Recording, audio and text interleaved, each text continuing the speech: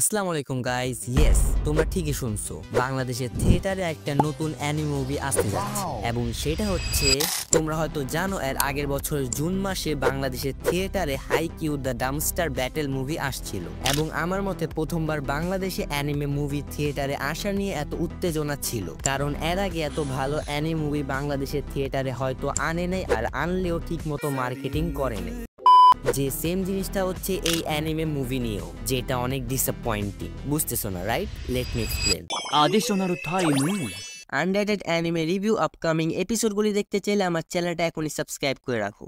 বাংলাদেশে হাইকিউ fan base অনেক বড় ছিল, সো তারা হাইকিউ মুভি বাংলাদেশে চাচ্ছিল, তো সেই দায়িত্ব একটা মহান ব্যক্তি নিজের হাতে তুলে নেয় এবং বাংলাদেশে হাইকিউ মুভি নিয়ে আসে। অ্যাজ আই সেড, বাংলাদেশে হাইকিউ ফ্যান বেস অনেক হিউজ ছিল, তাই তাদের ফ্রি পাবলিসিটি হয়ে যায়। প্লাস এটার হাইপ দেখে আরো অ্যানিমে ওয়াচাররা হাইকিউ দেখা শুরু করে এবং থিয়েটারে দেখতে যায়, এবং এই সাথে Haikyu the Dumpster Battle movie number 1 foreign film in Bangladesh হয়ে যায়। বাট আনফরচুনেটলি সবসময় একই জিনিস হয়ে আসবে, এটা আশা রাখা একটা বোকামি ছাড়া আর কিছুই নয়। যে বোকামিটা করছে স্টার সিনেপ্লেক্স, বিকজ স্টার সিনেপ্লেক্সে 31 জানুয়ারি 2025 আসবে My Hero Academia You're Next movie. Star Cineplex যেটা ট্রেলার রিলিজ করছে জানুয়ারি 16 তারিখে, সেটার পর কয়েকটা পোস্ট ছাড়া তারা দেখার মতো কোনো মার্কেটিংই করে নাই। কত বড় বড় অ্যানিটুবার্স, কত বড় বড় অ্যানিমে রিলেটেড এফবি পেজ আসিল, যেটা দ্বারা তারা মার্কেটিং করতে পারতো, কিন্তু করে নাই। তাই এইটা নিয়ে আপাতত আমি এত হইচই দেখছি না। এমনকি এখন বাংলাদেশে অ্যানিমে মার্কেটে হচ্ছে নতুন অ্যানিমে ওয়াচারদের নিয়ে, কিন্তু most of the new anime ওয়াচাররা এখনো মাই হিরো একাডেমি